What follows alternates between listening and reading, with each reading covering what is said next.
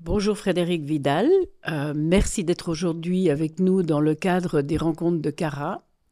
Tu es connu comme le fondateur du réseau Solaris, mais enfin tu as tout un parcours de vie qui a précédé la création de ce réseau. Est-ce que tu peux nous en dire quelques mots et nous expliquer comment ce parcours t'a amené à cette idée de la création du réseau Solaris? Bonjour à tous déjà. Le parcours il est vaste parce que je suis assez autodidacte en fait et très curieux de beaucoup de choses. Donc je peux dire que j'ai pratiquement appris tout de moi-même. C'est pas que j'étais mauvais à l'école, mais ça m'intéressait pas. Les études, lorsque j'en ai faites à l'époque à l'université, bah, je suis parti en plein milieu des examens, pourtant réussi, mais j'ai compris que vraiment c'était pas ma place. J'étais parti dans le droit à cette époque-là en plus, et vraiment c'était pas ma place, ça m'intéressait pas. Donc, ce qui m'intéressait à l'époque, c'était vraiment de la presse, parce que je voulais vraiment parcourir le monde et dénoncer ce qu'on voyait pas toujours, mais qui se cachait derrière les apparences. À cette époque-là encore, il était possible de frapper à la porte d'un journal et de dire, bah voilà, j'ai pas fait d'école de journalisme, parce que c'est pas mon truc, mais je sens que le métier me plaît et j'aimerais faire un stage, même gratuit. Et c'était possible. C'était possible. Je l'avais fait au Matin de Paris à l'époque, Feu le Matin de Paris. Et j'avais vraiment. Mais parallèlement, en même temps, j'avais contribué à créer un journal de motard, parce que j'ai fait de la moto 40 ans dans ma vie, et qui s'appelait Le Pavé dans la Mare au tout début, et qui est devenu Motojournal, et qui existe toujours en fait aujourd'hui. Et la presse m'a donc accueilli. J'ai rencontré encore des gens à l'époque que j'estime, enfin, que je respecte beaucoup parce que c'est des gens qui avaient encore une certaine noblesse de métier, ce que j'appelle de vrais journalistes. Je ne sais pas s'il y en a encore beaucoup aujourd'hui, mais bon, en tout cas à l'époque il y en avait. Et voilà, donc j'ai appris ce métier. Et puis ma vie personnelle, alors c'était très bien parti, ma vie personnelle a fait que je n'ai plus pu vraiment voyager, j'ai dû demeurer sédentaire. Et donc, je continue à travailler évidemment dans la presse. C'était un peu compliqué. En tant que pigiste sédentaire, il fallait que je travaille dans des sujets très précis. C'est ce que j'ai fait. Bon. Donc, en même temps, je voyais la dégradation de la presse. Parce que c'est un sujet qui est important dans ce qui se passe aujourd'hui. Et j'ai vu à quel point ça devenait de plus en plus médiocre et à une vitesse vraiment phénoménale. Mais ça correspondait à un plan général de dégradation de la société, de toute façon, hein. Disons que j'avais un œil plus précis là-dessus. Voilà, donc j'ai fait différentes choses dans ma vie, je ne vais pas tout dire parce que je me suis intéressé à plein de choses et puis à un moment donné, la presse, je l'ai jamais vraiment totalement quitté pendant cette époque-là, mais quand même je m'en suis éloigné. Et puis le son, la musique qui était quand même une chose importante dans ma vie parce que j'étais vraiment mélomane. J'allais beaucoup en concert, mais quand je mettais un disque, j'étais très déçu par la qualité de ce que j'entendais. Pas les interprétations, mais la qualité sonore. Ça me décevait beaucoup. Et comme je suis un peu perfectionniste dans ce domaine, et que je trouvais rien du tout qui fonctionnait à mon oreille, eh ben, j'ai commencé à fabriquer moi-même mon matériel, ne sachant rien faire au départ, mais enfin j'ai appris avec des gens. Et puis j'ai fini par fabriquer ma propre marque de matériel de haute fidélité, mais vraiment de très haute fidélité parce que j'étais vraiment un perfectionniste. Et j'ai toujours travaillé avec le bouche à oreille, en dehors du système, mais avec une société tout à fait déclarée, bien sûr, hein. Mais en dehors du système habituel de tous les gens qui travaillent dans ce domaine-là, j'étais un artisan, quoi. Et j'ai eu mon petit succès en France et à l'étranger, mais c'est un travail très difficile, qui est très rigoureux, qui demande vraiment beaucoup, beaucoup de temps et d'efforts. Mais je suis quand même arrivé à faire ce que je voulais véritablement.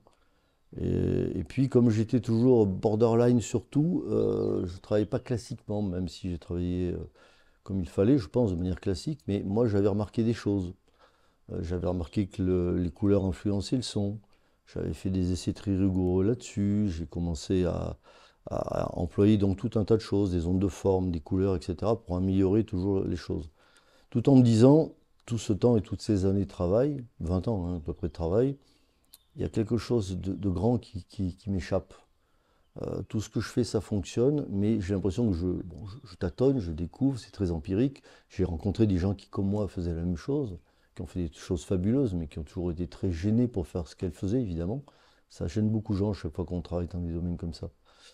Et puis j'ai découvert un jour la physique quantique grâce aux premiers physiciens qui ont vulgarisé la physique quantique, et ça, on ne peut vraiment que les remercier. Et là, j'ai compris la clé, j'ai compris que tout ce qu'on faisait s'expliquait à travers la physique quantique. Donc j'ai approfondi mes connaissances là-dedans, et j'ai bien compris qu'on travaillait avec de l'information, comme l'homéopathie travaille avec de l'information en médecine. Et là, je suis allé assez loin. Voilà, je ne vais pas parler trop longtemps de ça, mais je suis allé assez loin là-dessus, et c'est vraiment un sujet passionnant dont je n'ai pas fermé la porte encore, mais est arrivé, puisque là, je vous fais comment dire, un chemin express, là, hein, de plus de 20 ans, 25 ans, euh, est arrivée la période Covid. Et donc là, à cette époque-là, je faisais plus du tout de presse depuis longtemps, hein. J'étais que dans le son et rien d'autre.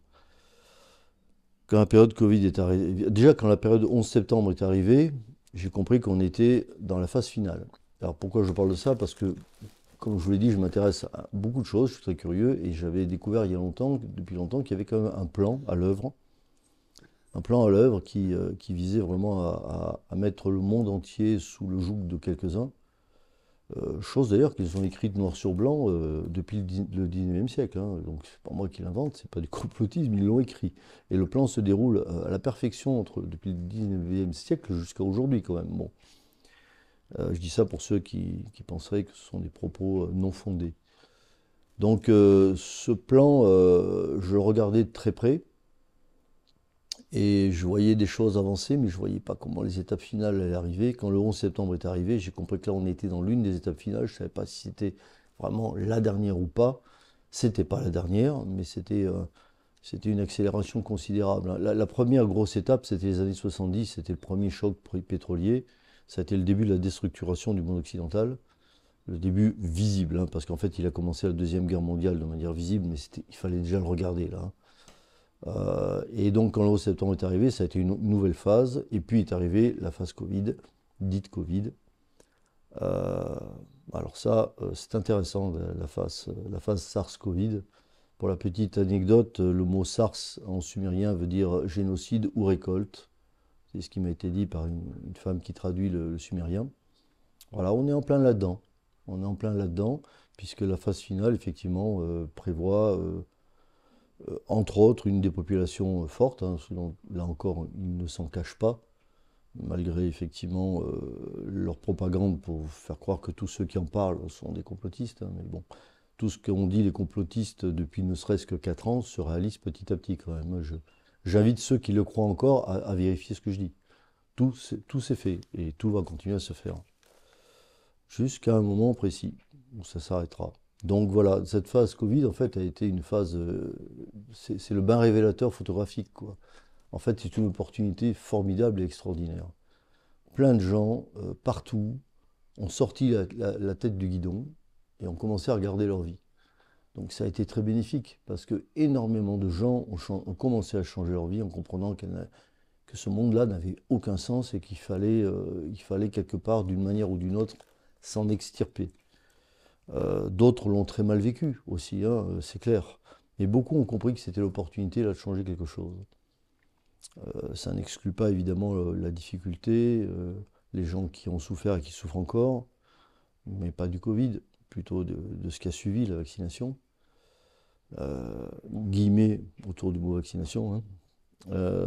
Donc voilà pour le parcours. Donc pendant cette phase, j'ai arrêté de faire ce que je faisais dans le son parce que je me suis dit vraiment, ça y est, là on y est. C'est le moment. On est arrivé vraiment à la phase finale. Et je pensais pas, après, je savais pas comment elle allait commencer, mais j'ai vraiment senti intuitivement qu'on y était. Mon premier réflexe, ça a été de reprendre la plume. Et j'ai écrit quelques tribunes dans François, à l'époque, qui était le seul journal qui avait encore un nom issu de la presse mainstream, mais qui n'était pas subventionné comme les autres, et où on pouvait avoir une expression et en même temps un auditoire reconnaissable par à peu près tout le monde, même si ils ont fait tout ce qu'ils pouvaient pour le diaboliser, hein. Donc j'ai commencé à faire quelques tribunes là-dedans, et j'ai parlé de pédosatanisme, évidemment ça n'a pas trop plu, pas à François, mais ça n'a pas trop plu globalement, ça a valu quelques ennuis, et il y a eu aussi la publication que j'ai faite, je crois, si je me souviens bien, en novembre 2020, Et je dois être le premier à l'avoir fait, je suis quasi sûr. J'ai publié les chiffres réels de la mortalité en France en 2020.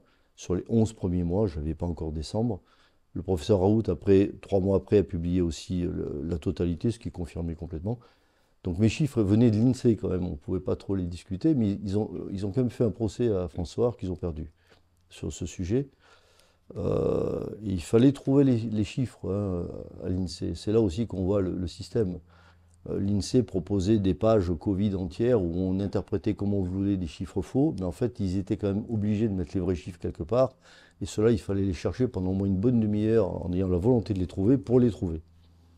Mais cela dit, c'était les bons. Et on voyait qu'effectivement, en 2020, non seulement il n'y avait pas eu plus de morts que les autres années, mais il y avait même peut-être eu même moins que plusieurs années précédentes passées. Ouais, bref.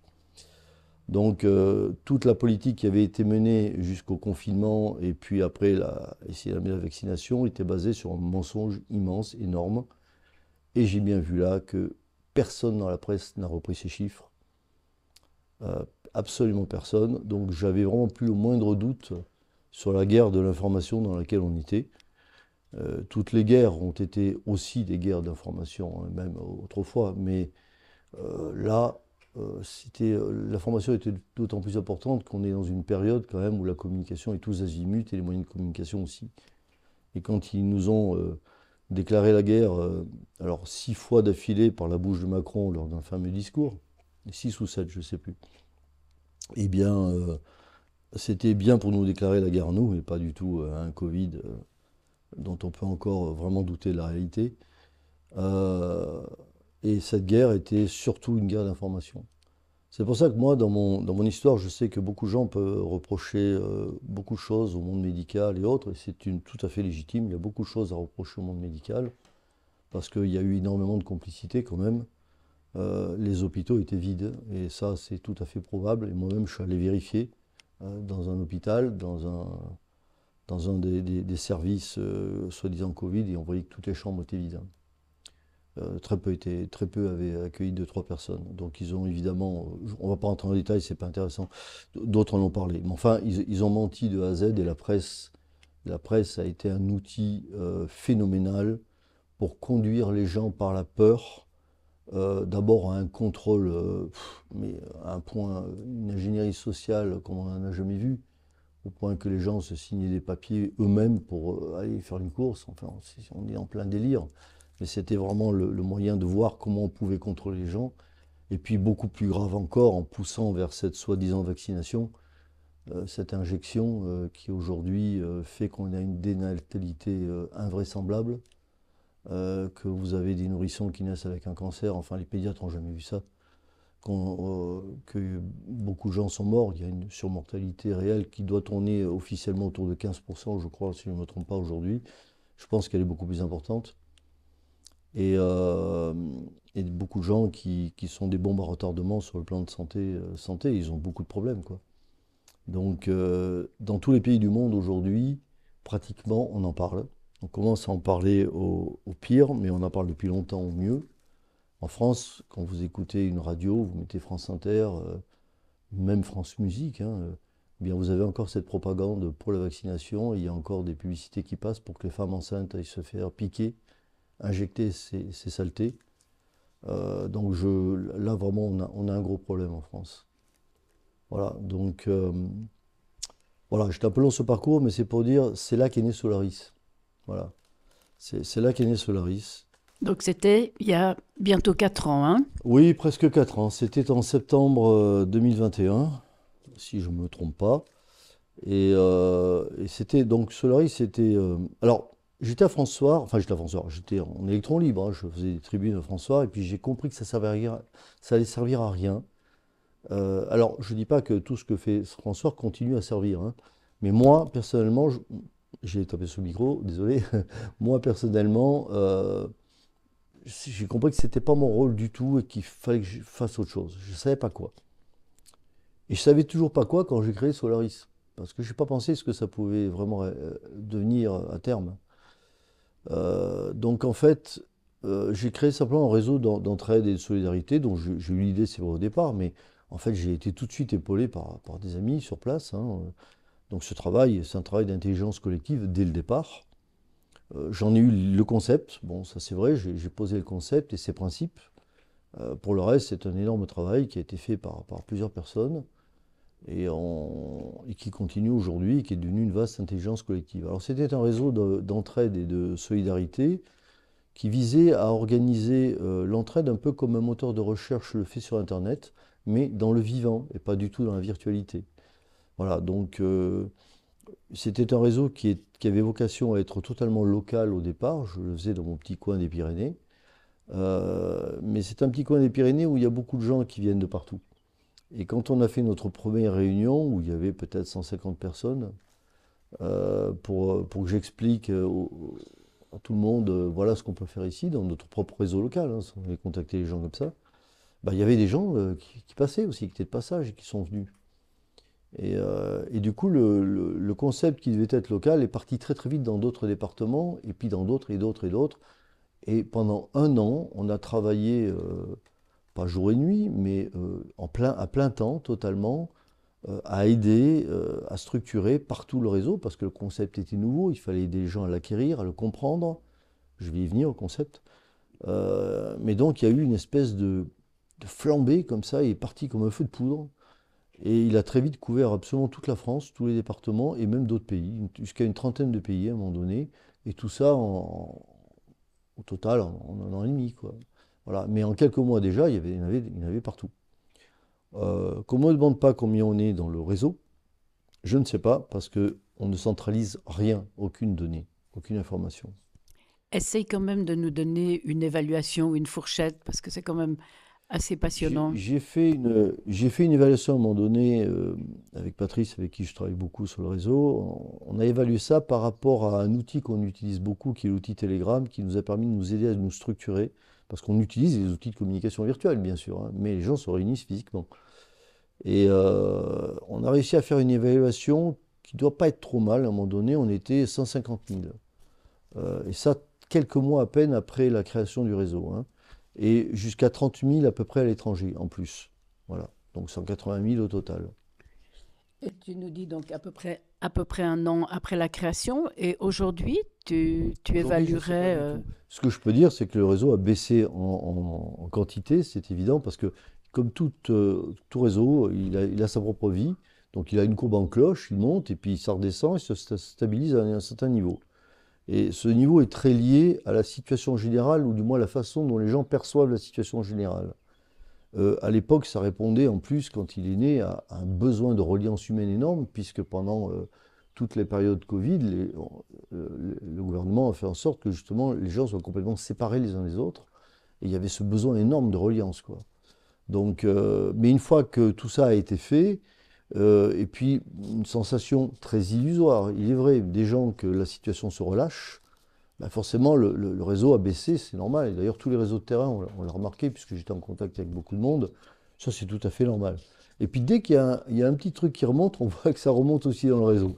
Voilà, donc, mais ce qui compte qu'aujourd'hui encore, donc je ne peux pas dire le nombre, j'en sais rien aujourd'hui, mais ce qui compte, c'est qu'il y a véritablement partout, sur tous les départements, des cellules. D'ailleurs, on a une cartographie en ligne, et quand on l'ouvre, on voit qu'il y en a absolument partout, il y en a des milliers, hein.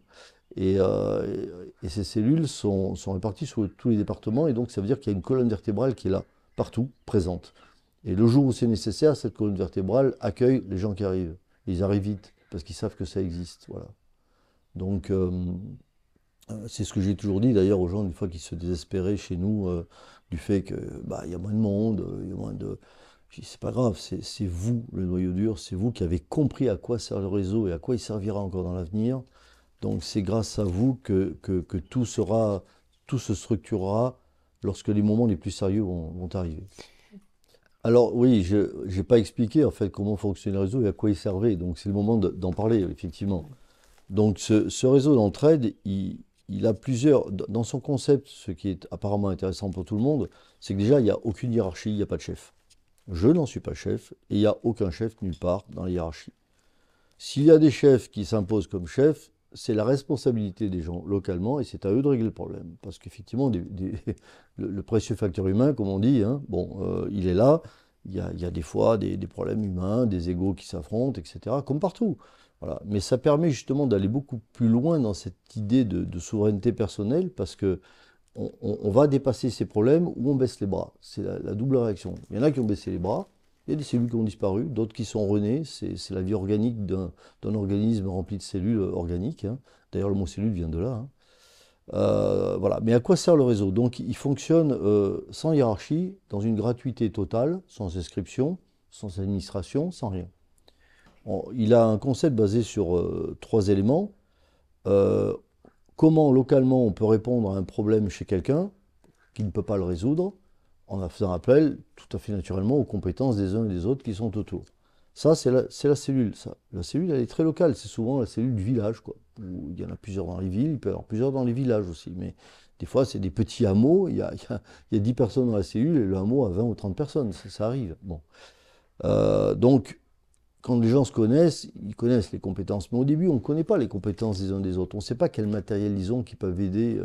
Donc on constitue un annuaire local où on donne ces informations-là localement. Ça reste purement local. Et les gens qui gèrent cet annuaire sont des gens désignés localement, à qui on fait confiance. Personne d'autre ne l'a. Et au bout d'un moment, on n'a plus besoin d'un annuaire. On connaît les gens, hein. Bon.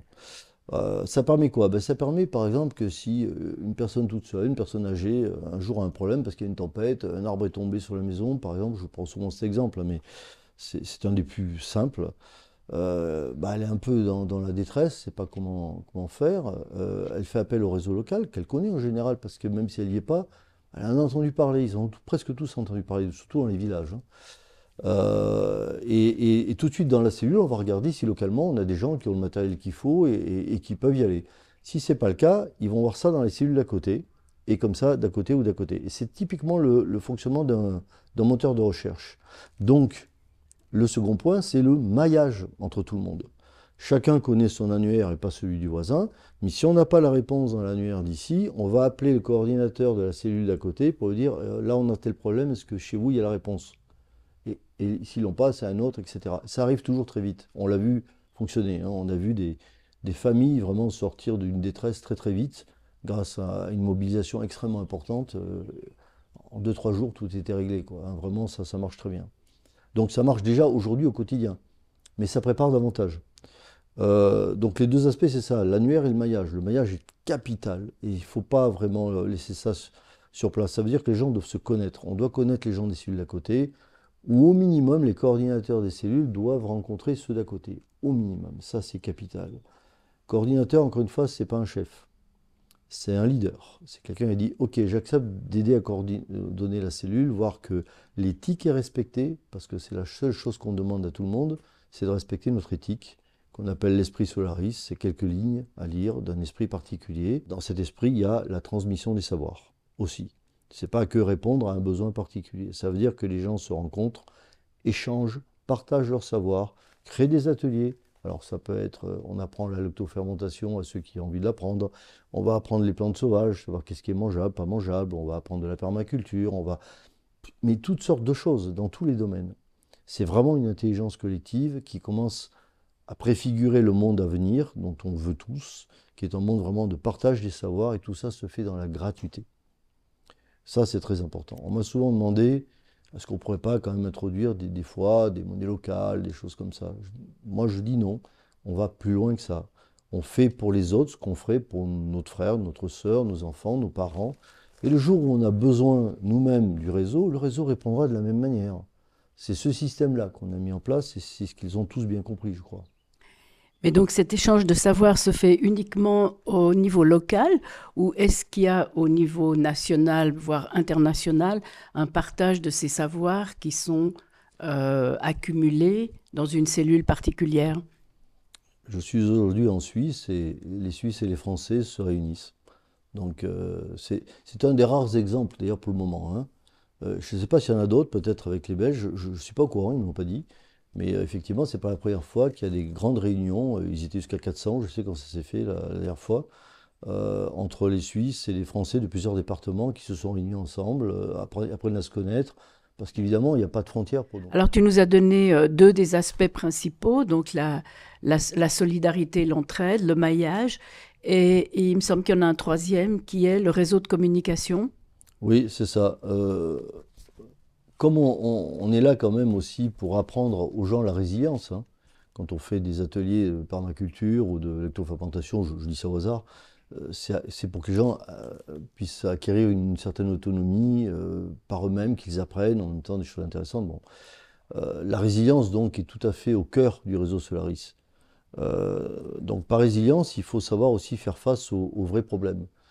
Les vrais problèmes, moi je sais, on pourra peut-être en parler après, mais je sais qu'on y va, les très gros problèmes, on y va quand même. Je crois qu'il y a de plus en plus de gens qui en sont conscients d'ailleurs. Et parmi eux, c'est tout simplement, ça peut être des ruptures dans les services publics importants, et notamment le réseau électrique. On l'a vu en plus il y a très peu de temps, là, par rapport à aujourd'hui, en Espagne et au Portugal. Et là, les gens ont découvert même que quand il n'y a pas d'électricité, leur téléphone ne marche plus, quoi. Donc, ils ont pas de réseau, et forcément, tous les relais sont électriques, les relais téléphoniques.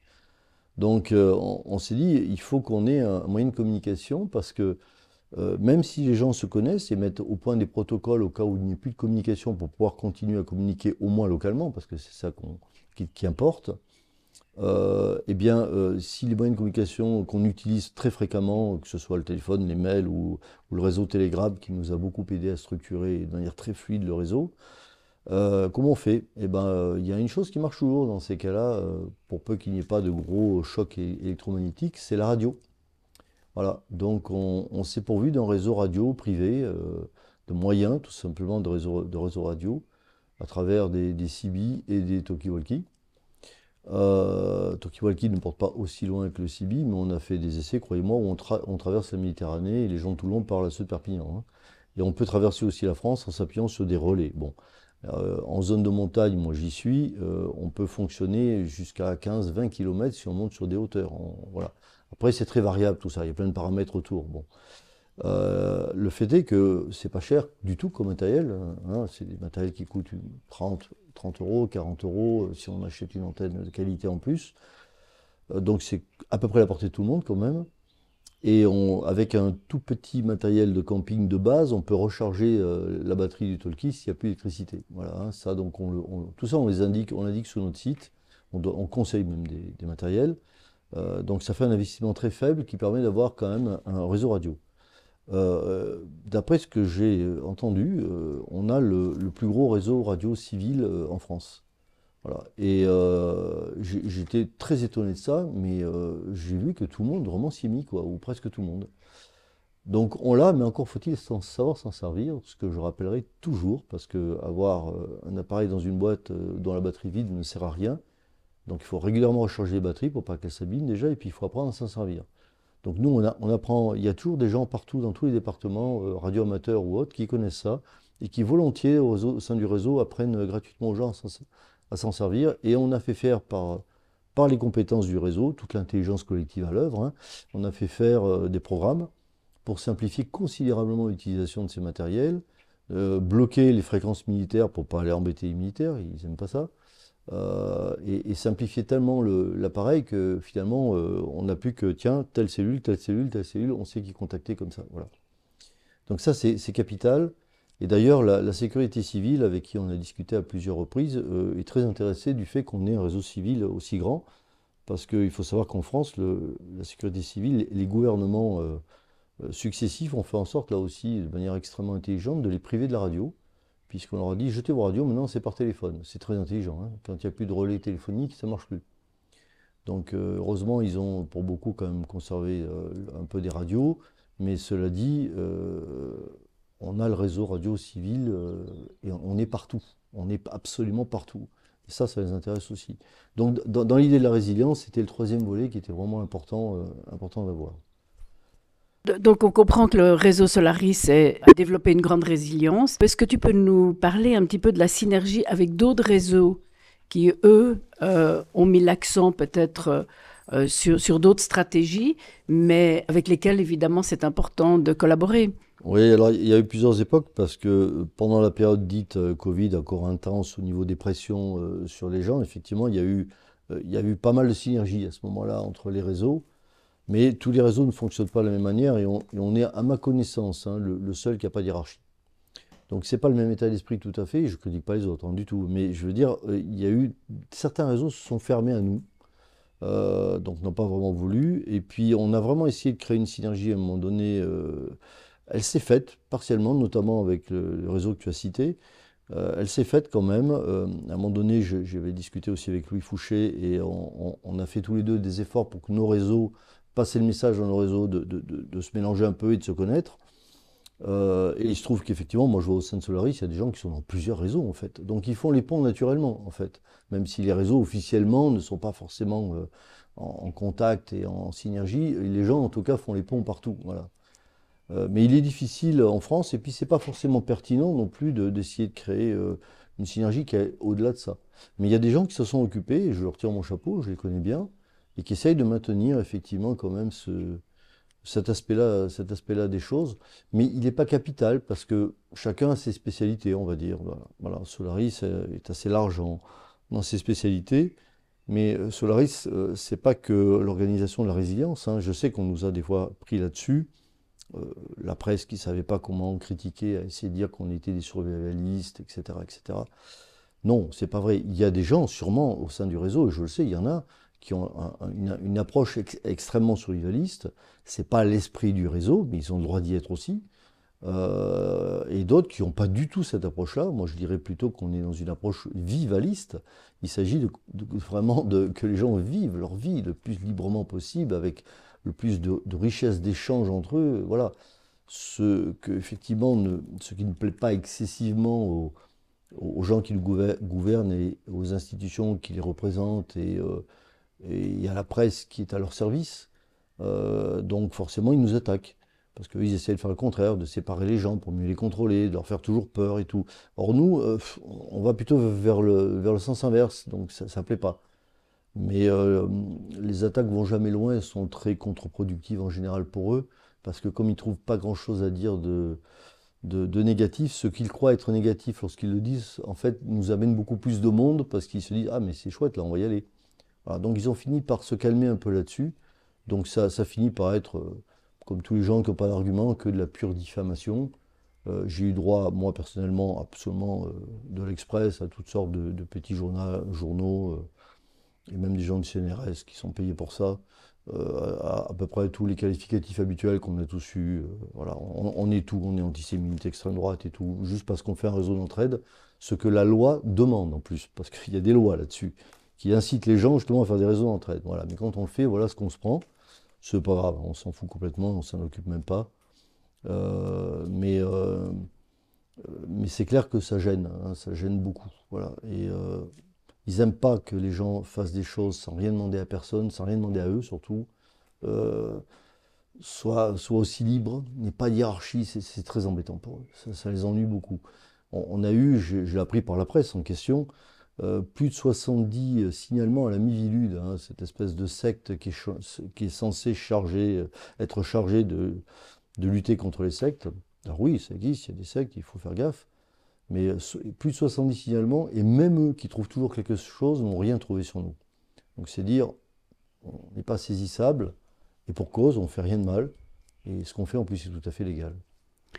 Mais en ce moment où même le gouvernement envoie à tous les foyers une brochure pour leur dire de se préparer, de faire des provisions, etc., on devrait vous applaudir ou vous citer en exemple. Oui, peut-être, mais c'est pas le cas, visiblement. Par contre, ce qui est intéressant, c'est qu'ils commencent à avoir ce type d'action, c'est-à-dire on voit effectivement des organismes comme la Croix-Rouge ou le gouvernement parler de plus en plus de survie, en fait, hein. C'est-à-dire, oui, il y a quand même des réserves pour quelques jours. Il y a ceci. Attention, il pourrait aussi y avoir des tsunamis en Méditerranée. Oh, pas bien haut, hein, juste 1 mètre, mais quand même, voilà, prévoyez tout ça, etc. C'est curieux qu'ils aient ce changement maintenant. Alors moi, je sais pourquoi depuis longtemps, hein, mais dites-vous que c'est très en dessous d'une réalité possible. Voilà. Ça fait partie, je vous dis, je suis très curieux, ça fait partie du domaine que j'observe depuis très longtemps, c'est-à-dire j'observe la géophysique de la Terre à mon niveau à moi, en toute humilité, mais on a plein d'outils grâce à Internet à notre disposition. Donc on peut voir au quotidien en permanence l'activité solaire, l'activité sismique, volcanique de la Terre, ne serait-ce déjà que ça, donc l'activité géomagnétique aussi. Ne serait-ce que ça, déjà, ça permet d'avoir un plan d'ensemble extrêmement précis. Moi, je regarde ça depuis une vingtaine d'années quand même. Je vois bien où on en est aujourd'hui. Comme je me suis intéressé à l'histoire des cycles, à l'histoire ancienne, à la proto-histoire, etc., je vois bien, il existe des grands cycles hein, qui sont marqués aussi par des bouleversements géophysiques de la Terre, et c'est très régulier, c'est très cyclique, c'est très documenté par la science, parce que j'ai voulu vérifier que la science était d'accord avec ça, que c'était pas que dans les textes anciens, que c'était pas que du délire, tout ça. Donc non, c'est absolument, c'est parfaitement documenté, et la géologie nous le montre très très bien.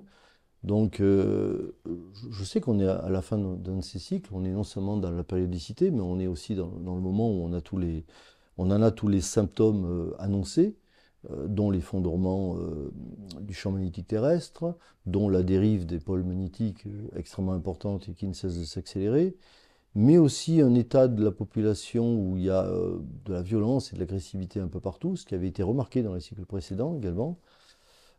Tout ça est là, et la périodicité, comme je le dis, donc tout ça est là.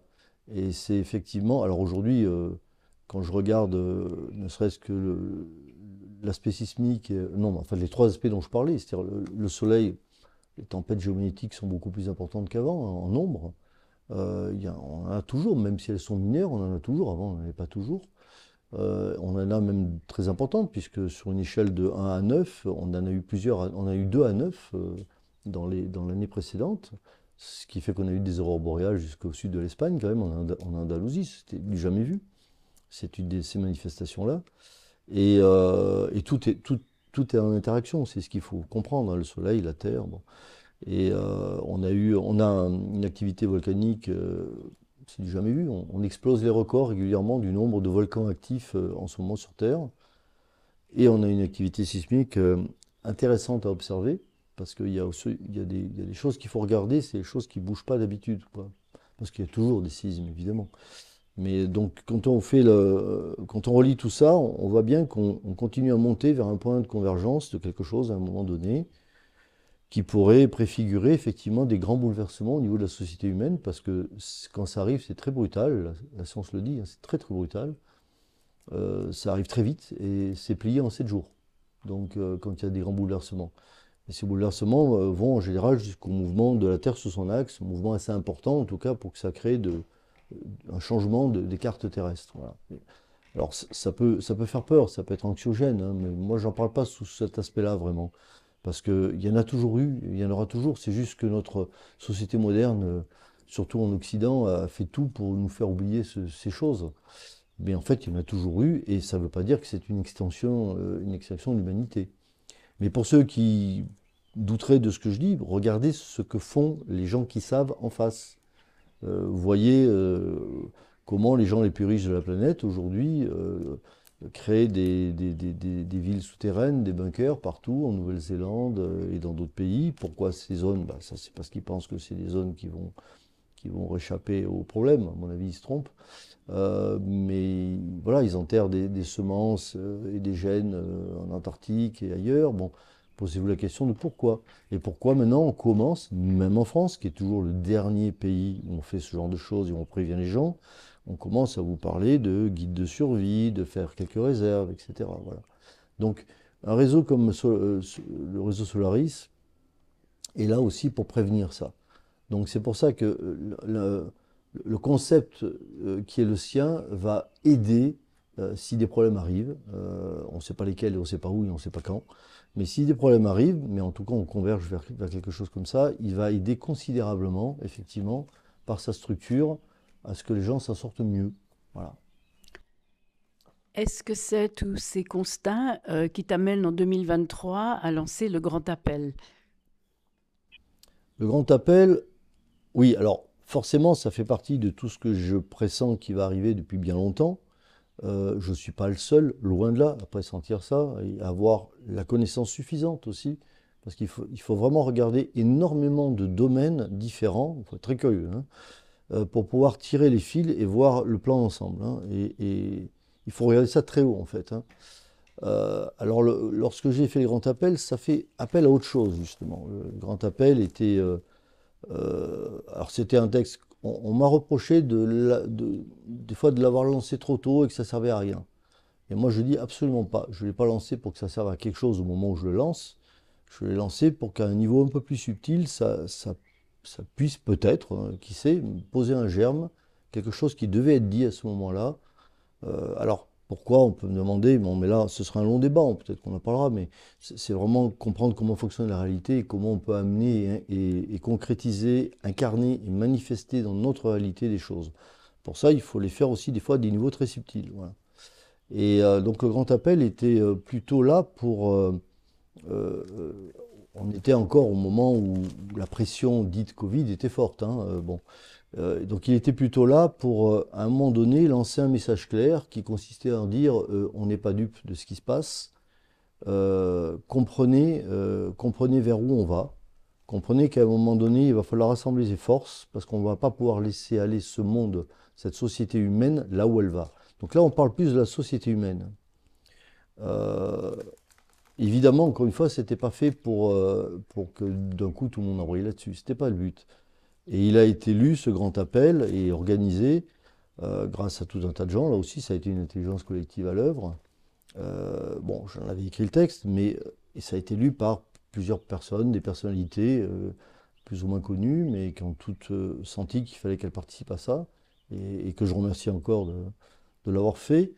Et puis on l'a diffusé sur pas mal de plateformes alternatives d'information des deux côtés de l'Atlantique à une heure très précise, parce que moi j'aime bien jouer aussi avec ceux à quoi ils jouent aussi. Une heure, une date très précise d'ailleurs. Tu peux nous dire laquelle c'était? Alors, c'était le 15 juin. C'était le 15/6 2023, c'est ça, je crois, hein, 2023, voilà. Que ceux qui cherchent, cherchent. Bon, et je remercie énormément d'ailleurs Eric Montana, hein, sans qui ça n'aurait pas pu être fait tout ça. C'est un homme de cœur comme j'en ai rarement rencontré, un homme de la presse, hein, un journaliste indépendant, et qui donne absolument tout de lui. Il a donné vraiment beaucoup et de sa santé pour le travail de réinformation des gens qui est capital. La guerre de l'information, c'est vraiment le nerf de cette guerre aujourd'hui. Et moi, je peux vraiment dire, aujourd'hui, j'en suis sûr, en France, ils l'ont perdu. Et ils l'ont perdu grâce à tous ces gens. À la fois parce qu'ils ont totalement sous-estimé la capacité de réaction des gens partout à réinformer, et certains avec une grande qualité, ça n'a pas toujours été le cas, mais certains avec une très grande qualité, euh, ils ont eu donc à faire une intelligence collective, encore une fois, face à eux, de qualité.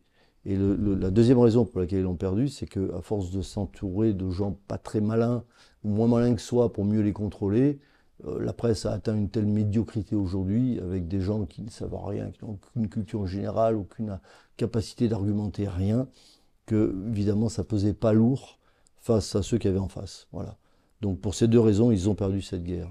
Et c'est confirmé par les taux d'audience actuels de la presse subventionnée.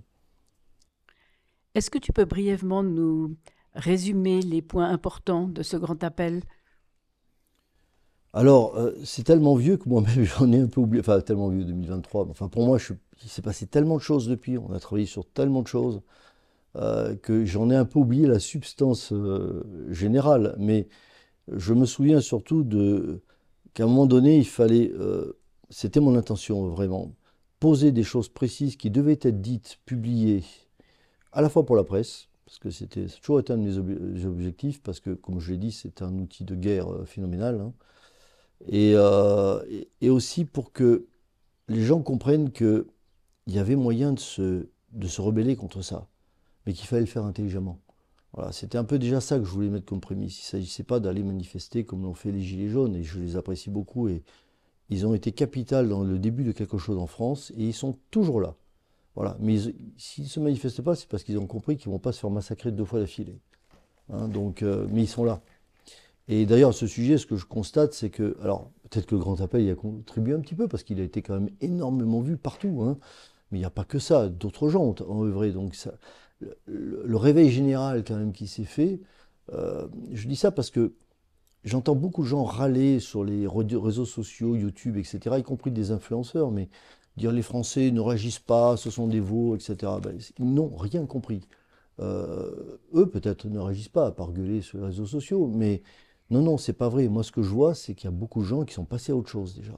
Alors oui, ils se manifestent pas, parce qu'ils savent pas encore comment ils vont faire. Ils savent que ça ne sert plus à rien de descendre dans la rue. Ils savent que ça ne sert à rien de voter pour des élections qui sont truquées, mais depuis des décennies, même depuis le Second Empire, m'a-t-on dit, mais en tout cas depuis de nombreuses années. Donc ils ont compris, ils n'ont plus confiance du tout dans leurs institutions. Ils ont compris que manifester n'avait jamais servi à rien, si ce n'est se faire massacrer, comme on l'a vu la dernière fois, avec les Gilets jaunes, et qu'à chaque fois ils sont infiltrés par les gouvernements pour créer une violence que eux n'ont jamais amenée sur le trottoir. Donc ils sont là, ils ne croient plus en rien, mais ils se disent comment on va faire. Mais ils sont là. Pour changer une société, et ça c'est scientifique, ce que je vous dis, c'est pas moi qui l'ai inventé, il faut 3,5% d'une population, d'une société. Hein. Je peux vous dire qu'on les a très largement en France, ils sont tous là. Ne serait-ce que dans les réseaux de terrain, on les a déjà.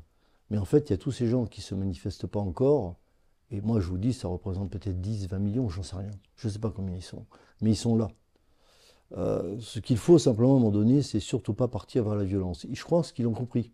Ils ont compris le danger d'infiltration dans les manifestations, et puis ça, ils ont compris. Ils n'en sont plus au point de « je demande quelque chose en allant manifester ». Donc là, ils ont fait déjà un chemin de souveraineté qui est capital. C'est le grand mot hein, dans ce qui se passe aujourd'hui, c'est notre souveraineté intérieure. Et puis, grâce à cette souveraineté intérieure de chacun, c'est la souveraineté collective. Solaris a beaucoup travaillé là-dessus, continue à travailler là-dessus sur un tas d'autres aspects, on n'en a pas parlé.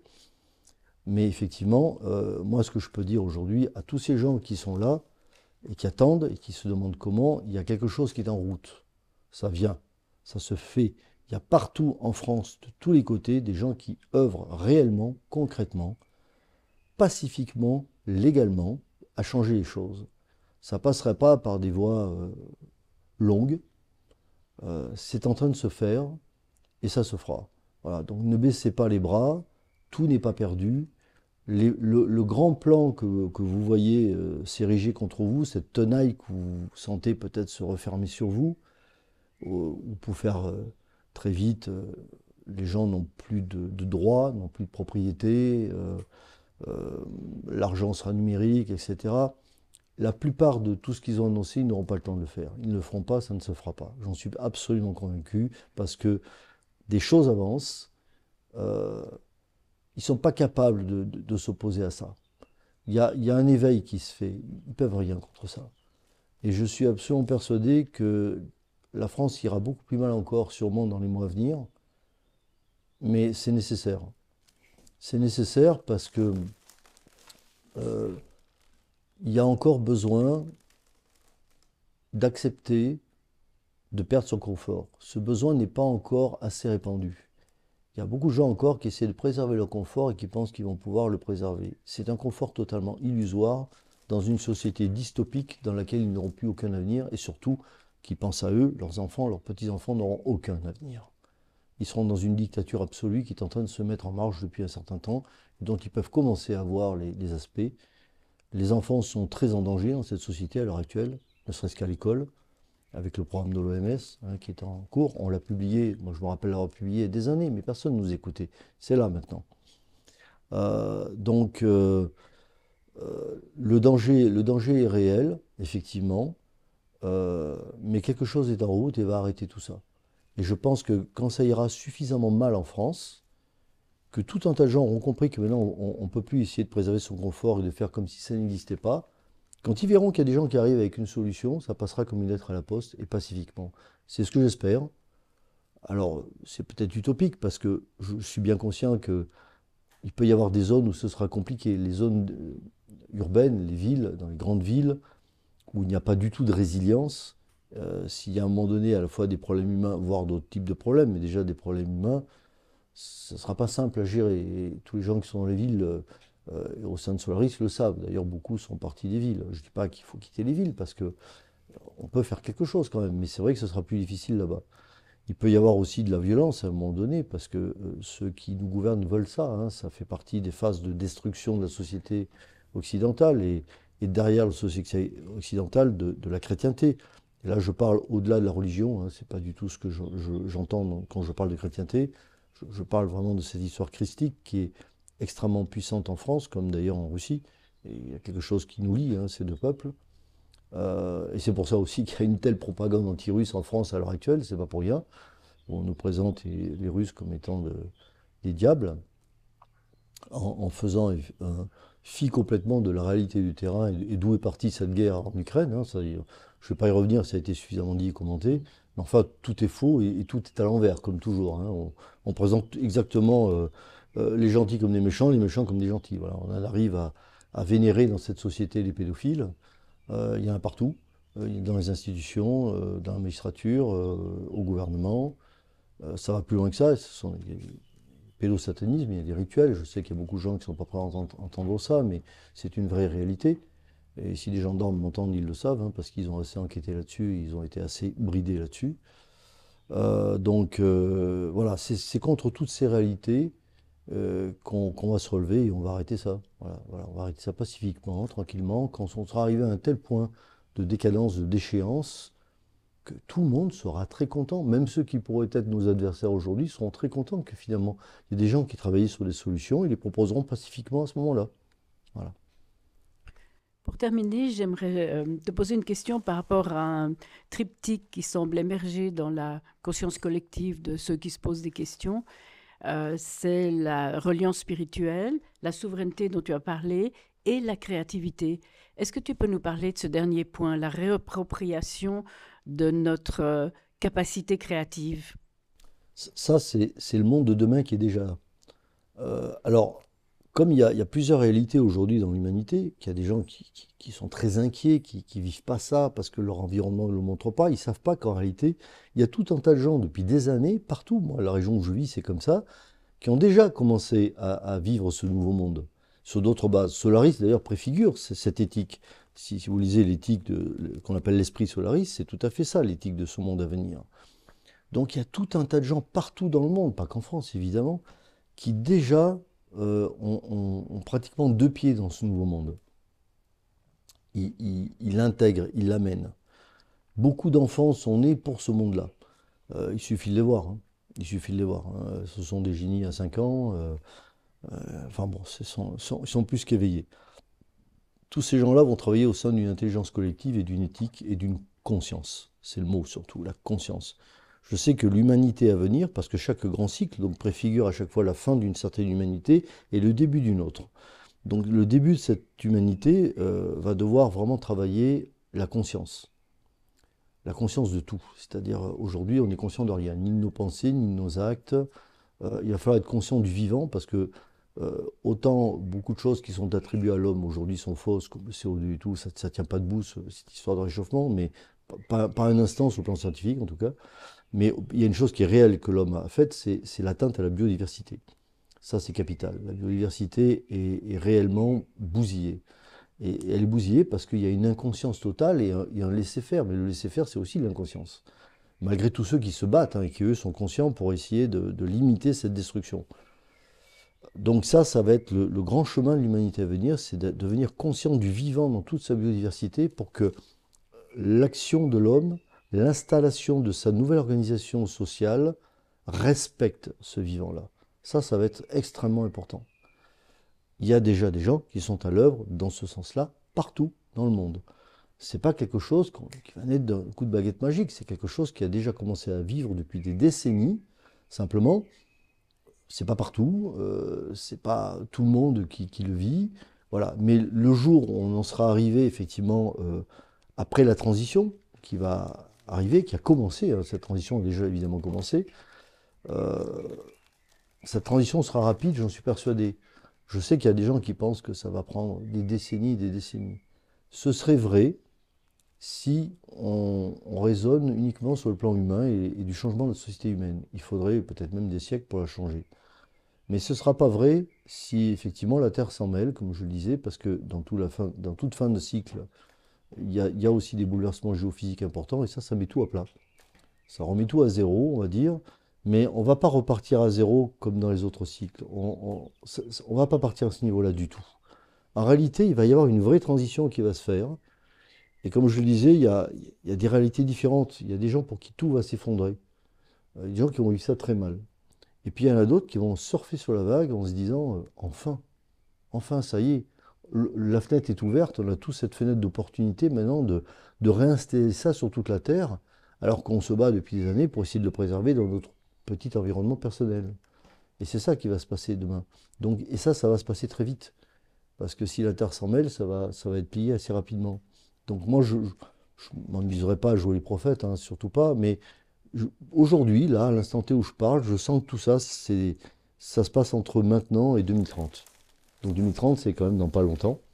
Mais quand je dis ça, je ne dis pas qu'il ne se passera rien avant 2030. Je dis que, à mon avis, déjà, dans ces eaux-là, on vivra dans un autre monde, réellement.